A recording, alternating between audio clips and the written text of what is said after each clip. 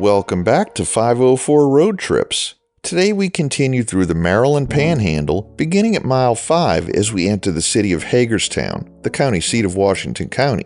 Hagerstown had a population of 43,527 as of the 2020 census, making it Maryland's 6th largest city. The Hagerstown metropolitan area, which extends into West Virginia, had a population of 293,844. The city originated in 1739 when Jonathan Hager, a German immigrant, bought 200 acres of land. In 1762, Hager established Elizabethtown, named for his wife. However, in popular usage, the town was called Hagerstown, and the town was officially renamed by the City Council in 1813 and endorsed by the state legislature a year later. Hagerstown earned its nickname, the Hub City, because it was a central point for numerous railroads and roads that connected to it. In the past, it was a focal point for the Western Maryland Railway and played a significant role in the networks of the Pennsylvania, Norfolk and Western, Baltimore and Ohio, and Hagerstown and Frederick railroads. Today, it remains an important location for CSX, Norfolk Southern, and the Winchester and Western railroads. Additionally, from 1896 to 1947, Hagerstown had an interurban trolley system known as the Hagerstown and Frederick Railway. During World War I, Hagerstown's initial foray into aircraft production began when the Maryland Press Steel Company started constructing the Bellanca CD biplane in hopes of winning government contracts. Subsequently, from 1931 to 1984, Fairchild Aircraft became a cornerstone of Hagerstown's economy, emerging as the dominant employer in the region. The significance of Fairchild to both the city and the nation led to Hagerstown being dubbed the home of the flying boxcar in reference to the Fairchild C-119 aircraft. All production ceased in Hagerstown in 1984, and the company moved elsewhere. Presently, the company is based in San Antonio, Texas, and after a series of mergers and acquisitions, is known as M7 Aerospace.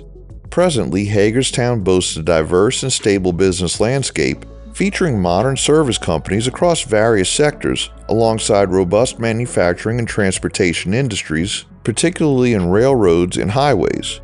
The city is surrounded by a thriving agricultural presence, and tourism, particularly in the retail sector, plays a significant role in supporting the local economy. Amid the COVID-19 pandemic, e-commerce businesses sought new locations for operations, with many turning to Interstate 81 due to high property costs near Interstate 95.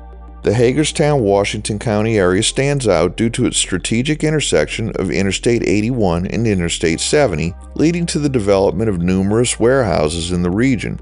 Additionally, manufacturing, which has always been a part of Hagerstown's economy, experienced a resurgence with Hitachi Rail's construction of a $70 million factory in the city.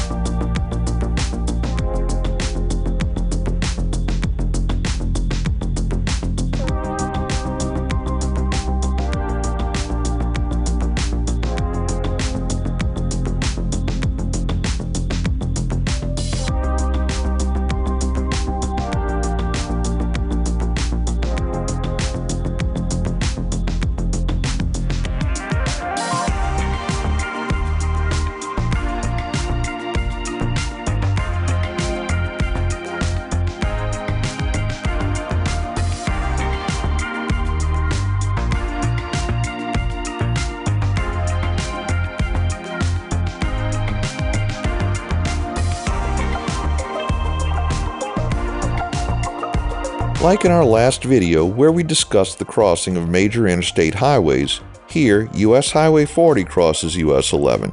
The even-numbered U.S. highways are numbered low to high from north to south, the opposite of the way the interstates are numbered.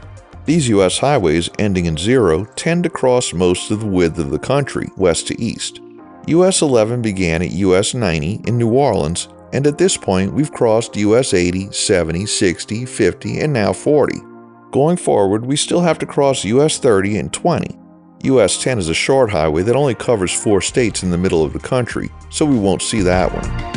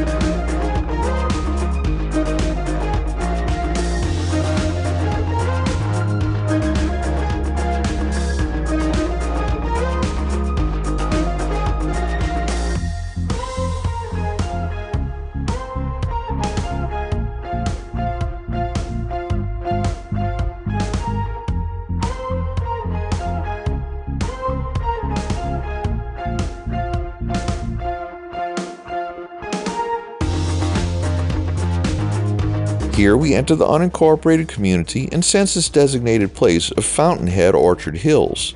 The community had a population of 6,189 as of the 2020 census.